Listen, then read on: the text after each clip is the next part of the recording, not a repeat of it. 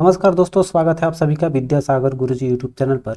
जैसे कि the platform ने बिहार दरोगा के लिए एक और नया वॉल्यूम आपका लॉन्च कर दिया है। ये 4 नंबर की वॉल्यूम है, ठीक है। यहाँ आपको इस बुक में आपको कुल 30 सेट दिया गया है। तो टेस्ट सीरीज हम लोग आज से स्टार्ट करेंगे। इसमें आपको मिलेगा टेस्ट सीरीज 1 और इसका हम लोग चलिए फटाफट से करते हैं इसका स्टार्ट। चूँकि हम लोगों को बहुत जल्द इस बुक को ख़त्म करना होगा, चूँकि आने वाले समय में और भी पब्लिकेशनों की आपका आने वाली है। तो चलिए हम लोग फटाफट से स्टार्ट करते हैं, ठीक है। तो चलिए इसको हल्का सा जूम कर लेते हैं और देखिए आपका पहला क्वेश्चन कह रहा है कि गोविंद चंद्र गढ़वाल की रानी कुमारी देवी ने धर्मचक जींद बिहार का बनवाई थी। जींद बिहार कहाँ बनवाई थी? आपका सारनाथ में, ठीक है। ये जो है सारनाथ का, ये सबसे पहले जानने की बात है कि गोविंद चंद्र गढ़वाल जो है ये आपके गढ़वाल वंश के ही महानतम शासक थे। और इनकी रानी कुमारी देवी का जो ये सारनाथ का जो बिहार है ये इनका निजी मंदिर था। तो यहाँ पर ये जो है आपका डी ऑप्शन करेक्ट होता है। अगला कह रहा है निम्न में से किस स्थान की यात्रा बुद्ध ने नहीं की थी? तो इसमें मेरा उज्जैनी हो जाएगा। तो उज्जैनी मतलब आपका उज्जैन वर्तमान नाम जो है, ये अभी जानने की एक जानकारी है कि ये पूछता है कभी कभी कि ये किस नदी के किनारे अवस्थित है उज्जैन, तो आपका शिप्रा नदी हो जाएगा, ठीक है। अगला देखिए कर रहा है कि वैदिक नदी कुब्बा का स्थान निर्धारित होना चाहिए, ये आपका कहाँ है? अफगानिस्तान में, ठीक है। अगला देखिए कर रहा है किस शिलालेख या फिर अभिलेख में अशोक बौद्ध धर्म और संघ के प्रति विश्वास प्रकट करता है? तो बौद्ध धर्म और संघ जो है वो आपका भाबरू लघु शिलालेख में है, ठीक है। आगे देखते हैं 5 नंबर क्वेश्चन देख लेंगे। करे कि वह शासक जिसने साहित्य और कला के क्षेत्र में सर्वाधिक योगदान दिया वो है आपके परमभोज। परमभोज जो था वो आपका परमार वंश का एक शासक था। तो परमार वंश या कहीं कहीं आपका पवार वंश भी मिलेगा। तो ये जो है परमार भोज ये खुद एक विद्वान था जो कि आपका एक खगोल विद्या या फिर भवन निर्माण कला ये सब औषधि ज्ञान भी इसके पास थी, ठीक है। अगला देखिए करें निम्नलिखित में से कौन चोलों के सिक्कों पर उत्कृष्ट नहीं है, ठीक है। तो इसमें जो है हाथी का चित्रण उस पे सिक्के पे नहीं मिलेगा आपको, ठीक है। आगे देखते हैं सुप्रसिद्ध कृति तबकात ए अकबरी का, यहाँ पर आपका हट गया है, ये है आपका तबकात ए अकबरी। तबकात ए अकबरी की रचना किसने की थी? तो ये है आपका ख्वाजा निजामुद्दीन अहमद का है, ठीक है। चलिए 8 नंबर क्वेश्चन देखिए। कर आपका कि दक्षिण में बहमनी राज्य का संस्थापक कौन था? तो बहमनी राज्य के संस्थापक कौन है भाई? ये हसन गंगू है, ठीक है। जो आपका कब स्थापना किया था ये भी जानने की बात है। तो ये आपका 1347 ईस्वी में आपका बहमनी साम्राज्य या बोल सकते हैं बहमनी राज्य की स्थापना की थी, ठीक है। चलिए अगला क्वेश्चन है कि सिराजुद्दौला लॉर्ड क्लाइव किस युद्ध में पराजित हुआ था? ठीक है, तो लॉर्ड क्लाइव हराए थे अर्थात, तो यहाँ पर सिराजुद्दौला हुआ है आपका किसमें? पलासी की युद्ध में। कब हुआ था आपका? ये डेट वाइज कभी कभी पूछ देता है आपका। तो 23 जून आपका कब हुआ है? 1757 ईस्वी में। यह सभी को क्लियर होना चाहिए डेट, क्योंकि कभी कभी डेट वाइज पूछता है, ठीक है। अगला देखिए 10 नंबर क्वेश्चन का रहा है कि आईसीसी T20 क्रिकेट विश्व कप 2021 का खिताब किस देश ने जीता है? तो हाल फिलहाल में अगर आपने यहाँ पर जो है ये आईसीसी T20 क्रिकेट की बात किया है, यहाँ पर ध्यान दीजिएगा कि ये किसने जीता है? आपका ऑस्ट्रेलिया ने। अभी हाल फिलहाल का है ये एडिशन, इसलिए ध्यान दीजिएगा ऑस्ट्रेलिया का है और उप विजेता रहा आपका न्यूजीलैंड। क्लियर होगा, ये तो याद होना चाहिए आपको। अगला देखिए कह रहा है समलैंगिक विवाह को मान्यता देने वाला अंतिम पश्चिमी यूरोपीय देश कौन बना है? ठीक है, तो समलैंगिक विवाह तो आप सभी को पता होगा, इसमें करंट का है, ये आपका बन गया है स्विट्जरलैंड, ठीक है। और 12 नंबर क्वेश्चन है कि भारत के किस किसान ने सदाबहार नामक आम की नई किस्म को विकसित किया है? तो ये है आपका, ये भी देखिए करंट का है, श्री किशन सुमन ने जो है सदाबहार नामक आम की एक प्रजाति या किस्म बोल सकते हैं, इसको इसने विकसित किया है। 13 नंबर क्वेश्चन है आपका कि किस राज्य की जुड़ीमा राइस वाइन को जीआई टैग प्रदान किया गया? ठीक है, देखिए ये जीआई टैग मैंने पढ़ाया हुआ है। जुड़ीमा राइस वाइन जो है ये मिला है आपको असम का, ठीक है। अगला क्वेश्चन देखिए 14 नंबर का है कि T20 क्रिकेट में 10,000 रन बनाने वाले पहले भारतीय खिलाड़ी कौन बन गए हैं? ये भी आपका करंट का क्वेश्चन है, विराट कोहली ने, ठीक है। अगला देखिए कह रहा है निम्नलिखित में से किस तिथि को मुस्लिम लीग ने सीधी कार्रवाई दिवस हेतु सुनिश्चित किया था। यह है आपका 16 अगस्त 1946। ठीक है, 16 नंबर क्वेश्चन देख लीजिए। निम्नलिखित घटनाओं को सही कालक्रम के अनुसार इसको सजाना है। ठीक है, तो पहला है आपका क्रिप्स मिशन, ये आपका कब हुआ था, 1942 का है। फिर देखिए अगला है गांधी इरविन समझौता, ये गांधी इरविन समझौता हो जाएगा 1931, तो यहाँ पर 1931 लिख लेते हैं। और फिर आपका साइमन कमीशन है, तो साइमन कमीशन कब गठित हुआ था, ये आपका 1927 हो जाएगा। और आपका देश का विभाजन ये तो पता होगा आपका 1947 हो जाएगा। ठीक है, तो यहाँ पर जब इसको मैच करेंगे हम लोग तो पहले कौन आएगा, तो मेरा सबसे पहले 1927 ये 1 नंबर पे आएगा, 3 नंबर वाला ऑप्शन। फिर ये देखिए आपका 2 नंबर पे आएगा, फिर ये आपका 3 नंबर पे, और फिर आपका ये 4 वाला 4 नंबर पे आएगी। ठीक है, तो 3 2 1 4 आपका ऑप्शन डी करेक्ट हो जाएगी। अगला देखिए करें निम्न आंदोलनों का ये भी सही कालक्रम के अनुसार इसको सजाना है। ठीक है, तो सविनय अवज्ञा आंदोलन कब प्रारंभ हुआ था आपका 1930 में, यहाँ लिखते हैं इसको चूंकि हम लोग को नजर आएगा मिलाने में। फिर देखिए अगला है, अगला कह रहा है आपका खिलाफत आंदोलन, तो खिलाफत आंदोलन आपका 1919 में हुआ था। ठीक है, फिर अगला देखिए है आपका असहयोग आंदोलन, ये आपका 1920 में प्रारंभ हुआ था। ठीक है, फिर देखिए भारत छोड़ो जो है ये आपका 1942 में प्रारंभ हुआ था। ठीक है, तो यहाँ पर मैच करेंगे तो इसमें कार्यक्रम आपका हो जाएगा सबसे पहले खिलाफत 1 नंबर, फिर आपका आ जाएगा 20 वाला, ये हो जाएगा 2, फिर आपका आ जाएगा ये 30 3 नंबर, और फिर आपका 4 वाला लास्ट में 4 होना चाहिए। ठीक है, तो आपका 4 नंबर वाला 4 देखिए सी ऑप्शन में है, 1 नंबर में है आपका 2 नंबर वाला, फिर 2 वाला 3 पे है। ठीक है, तो ये आपका सी एग्जैक्ट सही हो जाएगी। ठीक है, चलिए आगे बढ़ते हैं। 18 नंबर क्वेश्चन देख लीजिए, कह रहा है 1765 में इलाहाबाद की संधि किसके किसके मध्य हुई थी। तो इसमें देखिए ये तो क्लियर होगा, रॉबर्ट क्लाइव शाह आलम और आपका सिजाउद्दौला इसमें शामिल थे। इलाहाबाद की संधि जो 1765 में हुई है। ठीक है, तो इसमें आपका डी करेक्ट हो जाएगा।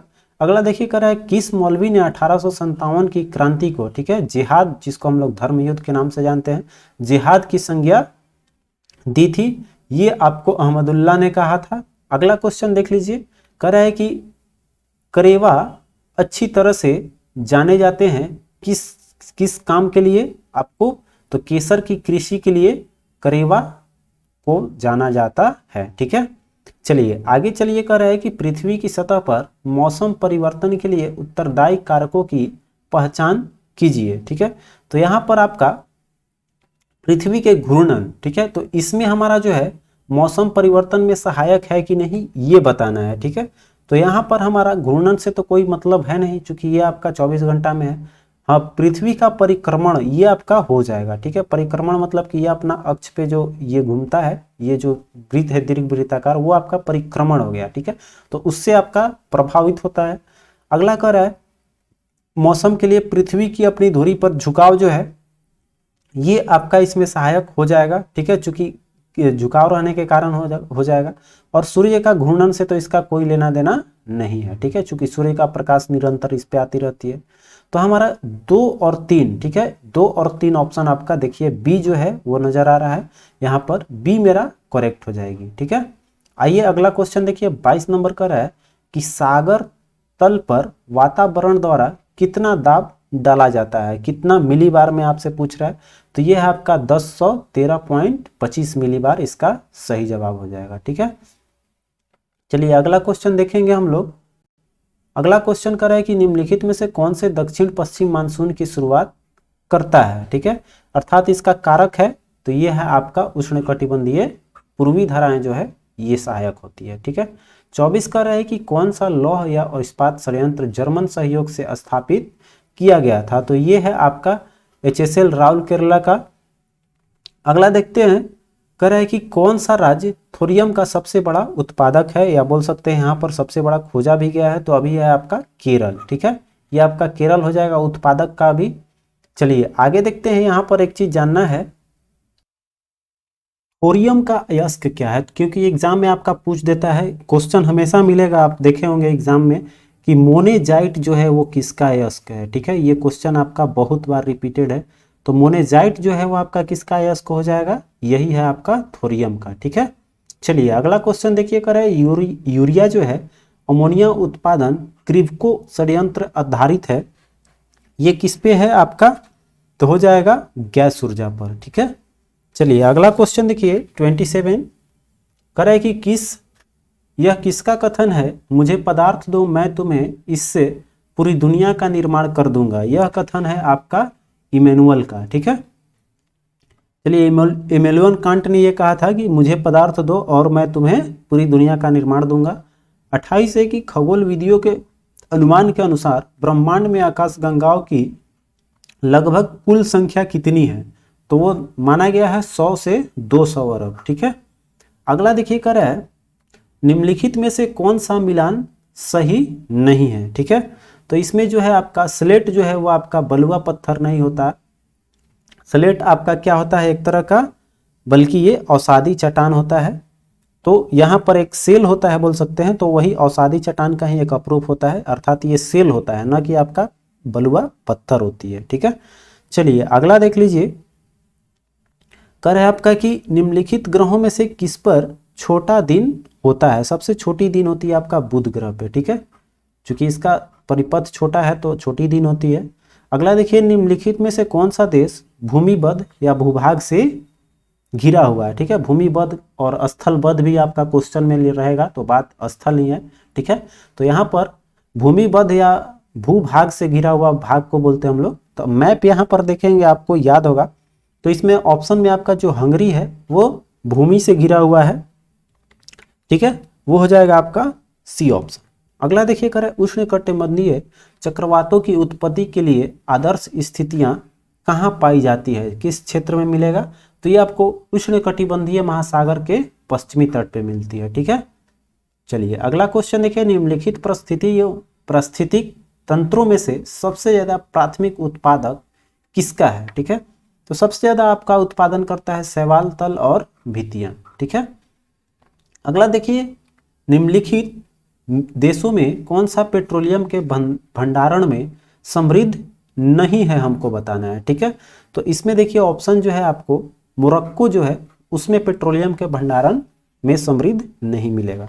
35 है कि जनहित याचिकाओं का संवैधानिक आधार क्या है, तो जनहित याचिका जो है वो किसके अंतर्गत दिया जाता है आपको, तो ये है आपका न्यायिक विवर्धन के अनुसार। ठीक है, चलिए अगला देखिए 36 करें निम्नलिखित में से कौन सा एक भारत के राष्ट्रपति और राज्यों के राज्यपाल के लिए सदृश नहीं है। ठीक है, तो ये आपको महाभियोग की जो प्रक्रिया है ये दोनों के लिए आपका अलग अलग है, एक समान नहीं है, सदृश नहीं मिलेगा। ठीक है, अगला देखिए 37 जिन राज्यों में द्विसदनीय विधानमंडल है वहां विधान परिषद में मनोनीत सदस्यों का भाग कितना होता है, ये होता है आपका 1/6।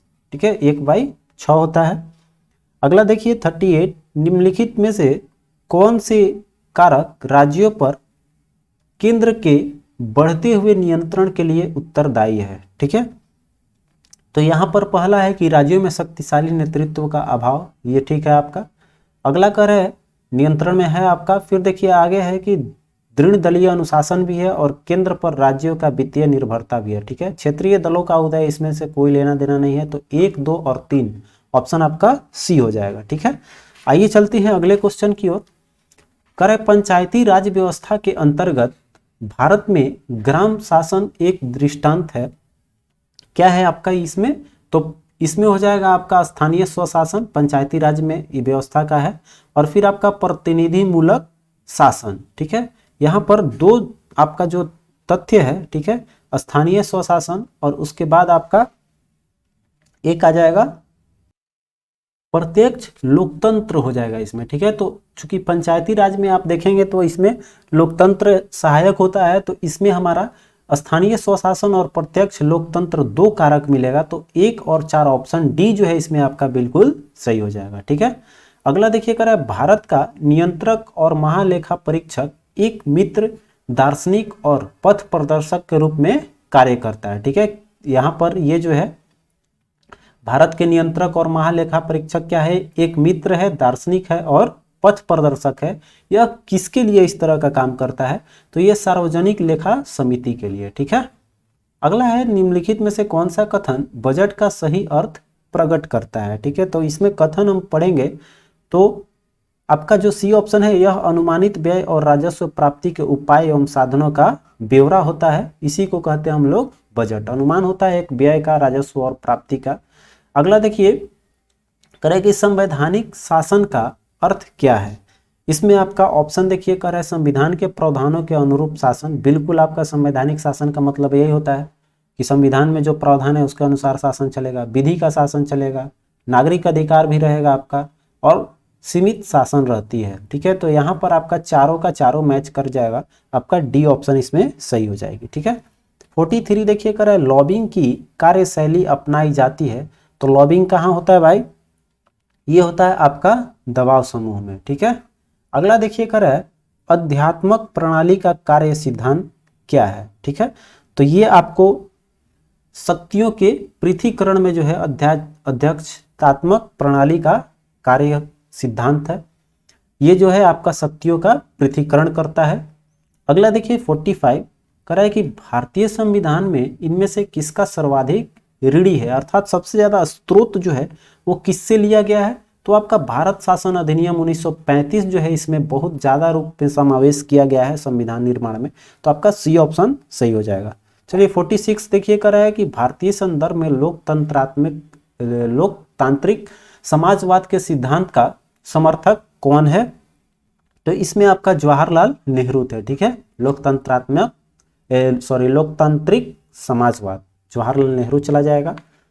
47 है आपका कि केपलर के द्वितीय नियम जो है क्षेत्रीय वेग अचर रहता है, इनमें से कौन से संरक्षण करता है। ठीक है, तो यहाँ पर आपने पढ़ा होगा जैसे केपलर का जो ये ग्रहों के गति का नियम जो है, ये इसमें आपको ग्रहों के गति में देता है कि ये जो है समय, आपका जो पढ़ा होगा कि ये जो एरिया कवर करता है वो समय के समानुपाती होता है। तो वहां पर ये कंडीशन जो है पूछ रहा है आपका कि ये किस संरक्षण नियम के आधार पर लागू होता है। तो ये होता है आपका कोणीय संवेग पर। ठीक है, आगे देखिए 48 क्वेश्चन अरे एक छोटा ठोस गोल्फ के गेंद श्यान द्रव में गिराया जाता है, यह अंततः एक समान वेग में चलता है जो कहलाता है आपका सीमांत वेग। ठीक है, अगला देखिए 49 क्वेश्चन कर रहा है कि पृथ्वी का द्रव्यमान m दिया है। ठीक है, और इसकी त्रिज्या अगर बड़ी r है तो व्यक्ति भूमध्य रेखा पर भारहीन महसूस करे, इसके लिए पृथ्वी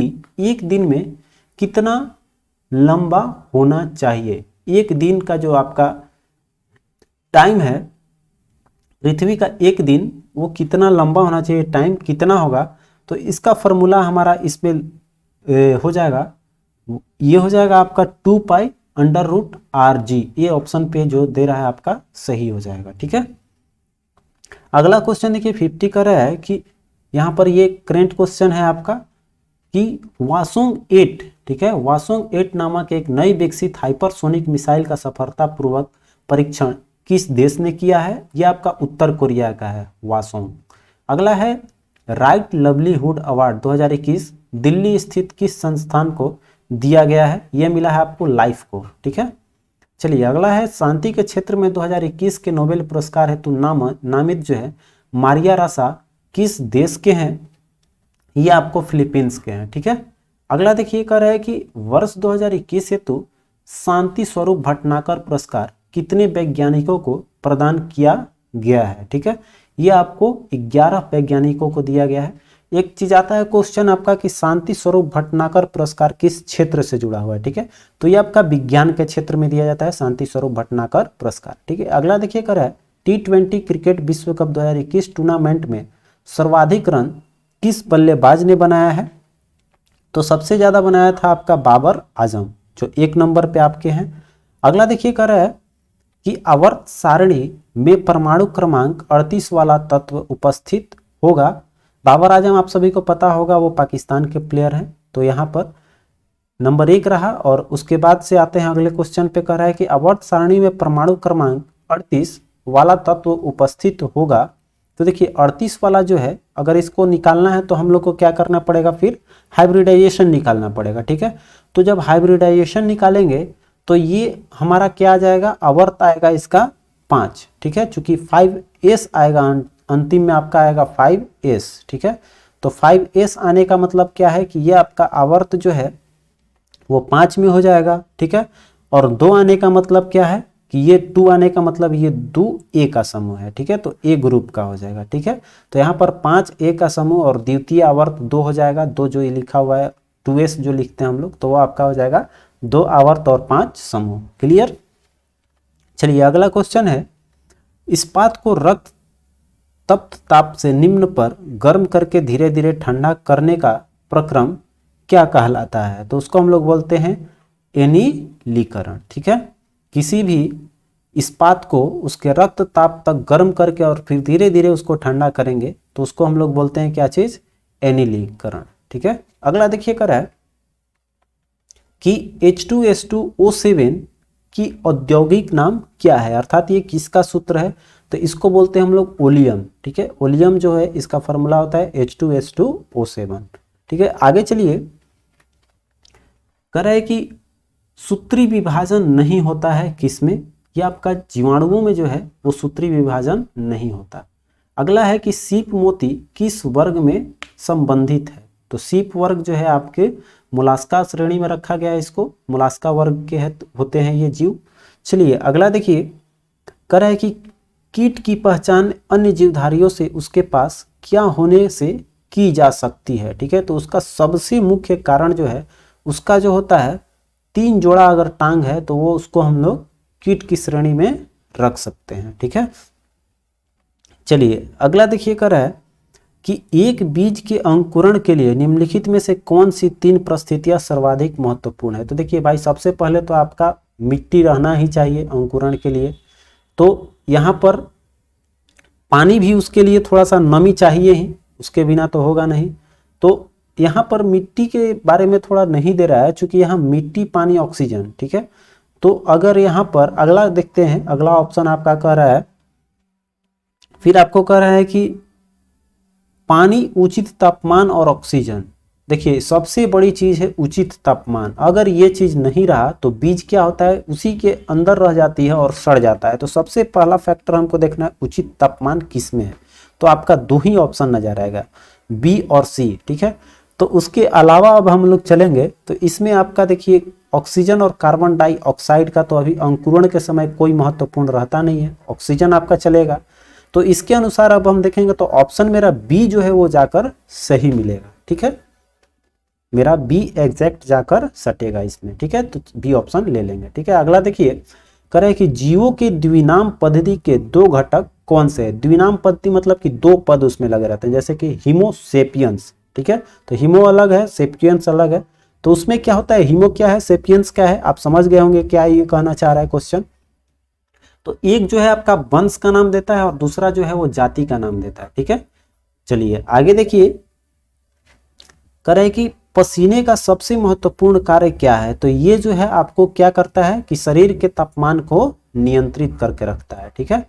64 क्वेश्चन देखिए, करें निम्नलिखित में से कौन से समूह में केवल चालक तंत्रिकाएं है, ठीक है। मतलब कि मोटर नर्व्स जो होता है वो पाया जाता है कहाँ पर? आपका ये मिलेगा आपको फेशियल, फिर आपको ग्लोसिफेरिंजल में और फिर आपका ट्राइजीमिनल में मिलेगा, ठीक है। डी ऑप्शन इसका सही हो जाएगा। चलिए 65 देख लीजिए, कर है जब ब्रिक के कार्य करना बंद कर देता है तो निम्न में से कौन सा पदार्थ जमा होता है हमारे शरीर में? तो यहाँ पर हमारा रक्त में जो है ये जो है अपशिष्ट पदार्थ जमा होने लगता है, वो भी नत्र जनित हो जाएगा। डी ऑप्शन जो है आपका सही हो जाएगा, ठीक है। ये तो कोई बढ़ने का उसमें चांस नहीं है। चलिए आगे देखिए, कर रहे हैं चूंकि ये सब जो चीजें हैं आपका किससे है, डाइजेशन से संबंधित है, फिल्ट्रेशन से नहीं है, ठीक है। और ब्रिक क्या करता है, फिल्ट्रेशन का कार्य करता है। तो यहाँ पर डी ऑप्शन हो जाएगा। अगला देखिए, निम्नलिखित में से कौन सा विकल्प शरीर के सबसे बड़ा आंतरिक अंग है, ठीक है। तो इस ऑप्शन के अनुसार देखेंगे तो जो जिगर आपका है ये आपका बड़ा हो जाएगा, ठीक है। आपका सी ऑप्शन इसमें करेक्ट हो जाएगा। चलिए आगे देखते हैं, 67 देख लीजिए, करें निम्नलिखित में से उस विटामिन की कमी से हुए विकार को चयन करें जिसमें मुंह, गले और पैर के निचले हिस्से और पैर के पंजे को लाल रंग के धब्बे उत्पन्न, देखिए लाल रंग के धब्बा उत्पन्न होता है, वो है आपका पिलार, ठीक है, पिलाग्रा हो जाएगा। तो आपका ये ऑप्शन करेक्ट ले लेंगे। अगला देखिए कर रहे हैं माल्थस सिद्धांत के मामले में यदि मजदूरी बढ़ती है तब इसका परिणाम क्या होगा। तो माल्थस का जो थ्योरम है उससे पता लगता है कि अगर मजदूरी बढ़ जाती है तो उसमें आपका जनसंख्या में वृद्धि हो जाएगी। ठीक है, चलिए अगला देखिए करे बौद्धिक संपत्ति अधिकार व्यवस्था का प्रबंधन कौन करता है। आपको WTO द्वारा किया जाता है, वर्ल्ड जो आपका ट्रेड ऑर्गेनाइजेशन है, विश्व व्यापार संगठन WTO, उसके द्वारा आपका बौद्धिक संपत्ति अधिकार व्यवस्था की जाती है। अगला देखिए करें निम्नलिखित में से किस समिति ने भारत में राष्ट्रीय कृषि एवं ग्रामीण विकास बैंक, जो नाबार्ड हम लोग बोलते हैं शॉर्ट में, इसकी स्थापना की संस्तुति की थी। बहुत बार क्वेश्चन आ गया है आपका, यह है आपका शिवरामन समिति द्वारा। अगला है निम्नलिखित में से, यहाँ पर हम लोग को एक चीज जान लेना चाहिए कि इसकी स्थापना जो है वो कब की गई थी। ठीक है, चूंकि कभी कभी आ जाता है, तो नाबार्ड का स्थापना हुआ था 1982 में। ठीक है, आगे देखिए कर रहा है कि निम्नलिखित में से किस बाजार स्थिति में फर्म आपस में मूल्य निर्धारण और उत्पादन निर्णय में आत्मनिर्भर होती है। इसको ये जो है अल्पाधिकार में ये दिया जाता है। अगला है कि वह मुद्रा जो या तो बेहतर आय या प्रतिकूल परिस्थितियों के कारण एक देश से दूसरे देश में शीघ्रता से प्रवाहित होती है, उसको हम लोग बोलते हैं गरम मुद्रा। ठीक है, उसको बोलते हैं गरम मुद्रा। अगला देखिए कर है कि पगमार्क तकनीक का उपयोग किया जाता है आपको तो वन्य वस्तुओं की जनसंख्या के आकलन के लिए किया जाता है। आपको कौन सा? Pugmark technique. ठीक है, अगला क्वेश्चन देखिए कर है 74, निम्नलिखित कथनों पर विचार करना है और इसमें बताना है कि कौन कौन से सही है। ठीक है, देखिए आपका पहला है कि क्योटो उपसंधि 2005 में लागू हुआ था। क्योटो उपसंधि जो है या क्योटो प्रोटोकॉल जो है वो आपका प्रदूषण वाला, वो आपका बिल्कुल सही है। अगला देखिए कर है कि क्योटो उपसंधि मुख्यतः ओजोन परत की क्षीणता से संबंधित है। नहीं, ये आपका जो है क्योटो जो है आपका वो ये एक ग्लोबल वार्मिंग से हो रहा है जो जलवायु परिवर्तन, उसके लिए है, ओजोन परत के लिए नहीं है। ठीक है, चलिए अगर देखिए यहाँ पर आपको एक चीज आ रहा है बार बार, तो इसको हमको बताइएगा कि ओजोन परत से संबंधित कौन सा प्रोटोकॉल है, इसको आप कमेंट करके जरूर बताइएगा। ठीक है, ये आपके लिए रहेगा। अगला देखिए कर रहा है, तो ये तो गलत हो जाएगा। अगला देखिए कर रहा है कि मीथेन कार्बन डाइऑक्साइड की तुलना में ग्रीन हाउस गैस के रूप में अधिक हानिकारक है। नहीं, सबसे ज्यादा प्रभावकारी होता है आपका कार्बन डाइऑक्साइड ही। ठीक है, तो ये भी गलत हो जाएगा, आपका एक ऑप्शन केवल सही हो जाएगा सी। अगला देखिए कर रहा है कि भारत में यूरो मानदंड किस वर्ष से लागू है। ये आपका 1 जून 1999 से यूरो लागू हुआ है। आगे देखिए कर रहा है कि पृथ्वी आयोग एवं पृथ्वी विज्ञान मंत्रालय को बनाने की मंजूरी भारत सरकार ने किस वर्ष दी थी। ये आपको मिला है 2009 मई 2006 को। ठीक है, अगला देखिए कर रहा है कि IMD जो है कर रहा है कि इसकी स्थापना किस वर्ष हुई थी। IMD की स्थापना हुआ है आपको 1875 ईस्वी में। चलिए अगला देखिए 78 कर रहा है कि यदि एक संख्या और उसकी 50% तथा उसके 25% का औसत कितना है 210 है, यदि एक संख्या और उसकी 50% अर्थात 3 हो जा रहा है। ठीक है, 3 चीज हो जा रहा है आपका, तो कह रहा है उसका औसत 210 है, तो वह संख्या क्या होगी। ठीक है, तो इसको बनाने का देखिए 2 तरीके से बना सकते हैं। एक मान लीजिए कि एक संख्या क्या है 100 है। ठीक है, 100 है, फिर एक है आपका 50 और एक है आपका उसकी 25%, तो 100 का 25% 25 हो जाएगा, जोड़ेंगे तो कितना हो जाएगा 175। 3 संख्याएं हैं तो 3 से भाग दे लीजिए, आपका कितना हो जाएगा, तो 3 5 ये आपका हो जाएगा 3 5 15। यहाँ पर आपका पूरा पूरा नहीं कट रहा है। ठीक है, तो इसको हम लोग ऐसे ही रखेंगे चूंकि कटाने में आसानी होगा। 175/3 आ रहा है मेरा। ठीक है, तो 175/3 कब आ रहा है औसत, जब ये संख्या 100 रह रहा है तब आपका हो रहा है 175/3। ठीक है, अब हमको निकालना है संख्या, तो औसत दिया है मेरा 210, तो यहाँ पर क्या हो जाएगा, जब एक का औसत निकालना होगा तो संख्या निकालेंगे हमारा, तो क्या हो जाएगा, यहाँ तो औसत आपका दिया हुआ है, तो औसत देखिए हमारा दिया हुआ था, तो औसत को इधर ले लेंगे, तो हमारा 1 पे लेकर चलेंगे तो कितना हो जाएगा, ये आपका हो जाएगा 100 के बाद ये आपका हो जाएगा 175, 3 चला जाएगा आपका ऊपर, और निकालना कितना पे हमको 10 पे निकालना है। अब इसको हल कर लेंगे, 25 चौका 100 और ये चला जाएगा 25 साते 175 हो जाएगा, और 7 से ये देखिए कट जाएगा आपका 30 बार में, ठीक है। अब इसको मल्टीप्लाई करेंगे तो 30 तियां 90 और 90 चौका कितना आ जाएगा 360। आपका सी ऑप्शन जो है बिल्कुल सही हो जाएगा, ठीक है। चूंकि जगह कम था इसलिए हम इसको ज़्यादा एक्स वाई मानकर नहीं बनाए, 100 मानकर बना लिए, ठीक है। चलिए आगे चलते हैं। कह रहा है कि एक गोलाकार मार्ग और एक गोलाकार बाग के चारों ओर बना हुआ है, और इसका देखिए यहाँ पर चूंकि जगह कम है, ठीक है, हम इसको क्या करेंगे कि आपको ये जो मैथ का जो क्वेश्चन आप देख रहे हैं इसको हम क्या करेंगे कि यहाँ पर आपको अलग से एक वीडियो बनाकर दे देंगे, जिसमें कि आपको ये सॉल्यूशन दे दिया जाएगा, या फिर 5 क्वेश्चन है आप खुद से हल कर सकते हैं। अगर ज़्यादा वास्ट लगेगा तो हमें कमेंट जरूर कीजिएगा आप लोग कि हाँ सर इसको हमारा सॉल्यूशन दे दीजिए, तो हम आपको 10 मिनट का वीडियो एक दे दूंगा, ये 5 क्वेश्चन का सॉल्यूशन हो जाएगा आसानी से, ठीक है।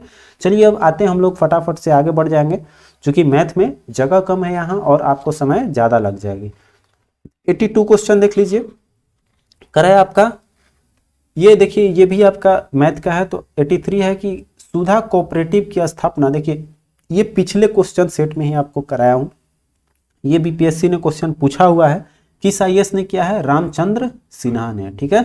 आगे देखिए, मैं जहां भी हूं जगदीशपुर वही है, वो यह कथन किसने कहा था, यह कथन कहा है आपको, यह कथन देखिए आपका वीर कुंवर सिंह का, ये पिछले सेट में भी आपको क्वेश्चन मिला होगा, ये आया हुआ क्वेश्चन है सब। आगे देखिए अगला क्वेश्चन पे आते हैं हम लोग, 85 नंबर क्वेश्चन पे चलेंगे। कह रहे हैं कि वाईफाई सुविधा प्राप्त करने वाला 6000वां रेलवे स्टेशन कौन सा बना है, ठीक है। ये देखिए थोड़ा सा ओल्ड क्वेश्चन है, लेकिन ये ध्यान दीजिएगा अभी करेंट का ही है, लेकिन इतना हाल फिलहाल का नहीं है, लेकिन 6000 आपका रेलवे स्टेशन में हो गया, हजारीबाग भी शामिल हो गया है, ठीक है। करेंट का क्वेश्चन है ये सब। चलिए अगला देखिए, कर रहे हैं जापाड़ अभ्यास 2021 किन देशों ने भाग लिया है। तो जापाड़ जो है ये है आपका किसका किसका, मंगोलिया और बेलारूस का, ठीक है। तो बी और सी, डी ऑप्शन हो जाएगा, ऐसे ही आप पकड़ लिए होंगे इसका आंसर, ये हो जाएगा जापाड़, मंगोलिया और बेलारूस। 87 क्वेश्चन है कि निम्न में से कौन सा रेल लिंक भारत बांग्लादेश के बीच नहीं है, ठीक है। तो इसमें हमारा देखिएगा ऑप्शन, इसमें सब जो है राधिकापुर बिरौली ये सब आपका है ही, ठीक है। तो इनमें से कोई नहीं हो जाएगा, डी ऑप्शन ले लेंगे हम लोग। 88 क्वेश्चन पे आएंगे अब हम लोग, अगले क्वेश्चन पे चलिए। कर है आपका कि चरण 3 में सुनी बांध जल विद्युत परियोजना की क्षमता क्या होगी, ठीक है। तो इसका ये जो है आपका चरण 3 में जो है सुनी बांध का जो रखा गया है वो रखा गया है आपको कुल 832 मेगावाट। अगला देखिए कर रहा है कि मेटावर्स क्या है। मेटावर्स जो है वो एक तरह का वर्चुअल स्पेस एक सेट है जिसका कि नाम रखा गया है मेटावर्स। अगला देखिए 90 नंबर क्वेश्चन पे चलेंगे हम लोग। 90 क्वेश्चन आपका कह रहा है कि चचनामा किस प्रदेश के इतिहास का वर्णन करने वाला ग्रंथ है, ठीक है। ये आपका है जो सिंध राज्य का इसमें वर्णन करता है चचनामा। इसमें देखिए लेखक जो है वो है आपके अली अहमद, ठीक है। ये चचनामा के लेखक जो हैं आपके अली अहमद है, ठीक है। आगे चलिए, कह रहा है कि उत्खनित प्रमाणों के अनुसार पशुपालन का प्रारंभ हुआ था किस काल में, आपको बताना है। तो ये आपको हुआ था कब, मध्य पाषाण और नवपाषाण काल में आपका पशुपालन जो है प्रारंभ हो गया था, ठीक है। आगे है हिंदुस्तान सोशलिस्ट रिपब्लिकन एसोसिएशन गठित की गई थी आपको किसके द्वारा, सरदार भगत सिंह के द्वारा। पहले इस संस्था का नाम क्या था आपका, हिंदुस्तान सोशलिस्ट एसोसिएशन, जिसमें बाद में रिपब्लिकन एसोसिएशन था, सोशलिस्ट बाद में आपको जोड़ दिया गया, और ये भगत सिंह द्वारा स्थापित कर दिया गया था, जो कि आपका स्थापना किया गया था कब, 1928 में, ठीक है। इसकी स्थापना की गई थी आपका हिंदुस्तान सोशलिस्ट रिपब्लिकन एसोसिएशन की स्थापना 1928 में भगत सिंह द्वारा किया गया था, और जो 1924 में हुआ था वो था आपका हिंदुस्तान रिपब्लिकन एसोसिएशन। ये चीज जो है सोशलिस्ट उस समय इंक्लूड नहीं था, तो ये था आपका 1924 में, ठीक है।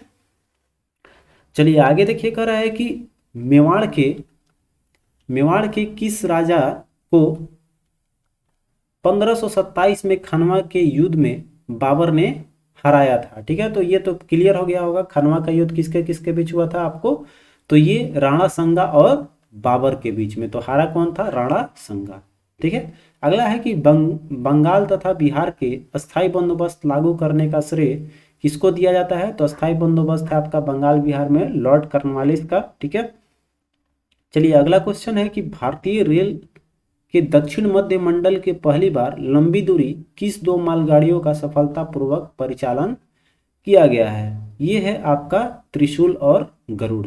ठीक है, दो मालगाड़ी है, त्रिशूल और गरुड़। 96 क्वेश्चन देखेंगे अब हम लोग। इसमें कुल 100 क्वेश्चन है, तो 100 हम लोग फटाफट से कवर करते हैं।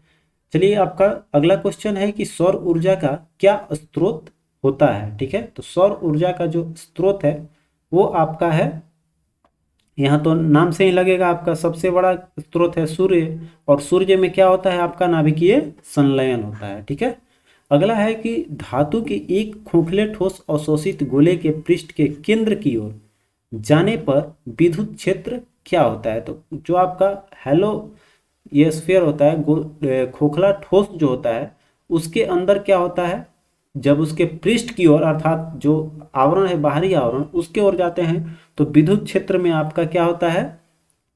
शून्य होता है। क्योंकि हेलो स्फीयर में क्या होता है, हर जगह अंदर जो होता है वो क्या होता है, उसमें विद्युत क्षेत्र जो है आपका शून्य होता है। ठीक है, तो इसमें अंदर तो शून्य रहेगा, बाहर जो भी प्रोड्यूस करेगा, तो यहाँ अंदर में आपका शून्य ऑप्शन मार लेना है। ठीक है, चलिए आगे देखते हैं, अगले क्वेश्चन पे आएंगे। 98 क्वेश्चन है कि लेसर का मूल आधार क्या है? ठीक है, तो यहाँ पर लेसर जो है, या हम लोग बोल सकते हैं उसका एक यहाँ पर नाम दिया हुआ है आपको, तो ये जो लेसर या बोलते हैं हम लोग लेजर वाला, वही चीज़ है। तो एक तरह का ये क्या होता है आपका प्रेरित उत्सर्जन है। ठीक है, तो आपका सी ऑप्शन जो है वो आपका सही हो जाएगा। अगला है कि निम्न में से कौन से गैस कृत्रिम श्वसन में प्रयोग की जाती है? ठीक है, तो देखिए, जो अब हम लोग ऑक्सीजन ले जाते हैं तो ऑक्सीजन के साथ साथ आपका क्या जाता है, हीलियम और नाइट्रोजन भी ले जा सकते हैं। तो इनमें जो है कृत्रिम श्वसन में हमारा आ जाएगा, इसमें ऑप्शन ले लेंगे डी, तीनों का यूज कर सकते हैं हम लोग। अब करते हैं, चूंकि देखिए अब ये देखिए आपका है ये CaOCl2, या फिर हम लोग बोल सकते हैं CaOCl लिखा हुआ रहता है कहीं कहीं। तो ये जो है आपका क्या होता है, विरंजक चूर्ण का ब्लीचिंग पाउडर का फॉर्मूला होता है। यह कह रहा है कि विरंजन क्षमता का इसका कारण क्या है, ये विरंजन की प्रॉपर्टीज क्यों पाई जाती है? तो इसमें जो है नवजात ऑक्सीजन पाया जाता है। ऑक्सीजन नवजात मतलब O2 फॉर्म में होता है, लेकिन यहाँ पर क्या है, O फॉर्म में है। ठीक है, तो ये नवजात ऑक्सीजन कहलाता है। तो नवजात ऑक्सीजन होने के कारण इसमें विरंजन क्षमता पाई जाती है। ठीक है, उम्मीद करते हैं कि ये सेट आपको पसंद आई होगी। तो अच्छा लगा हो तो दोस्तों के साथ आप शेयर जरूर कीजिएगा। मिलते हैं अगले वीडियो में, तब तक आप अपना ख्याल रखें। जय हिंद।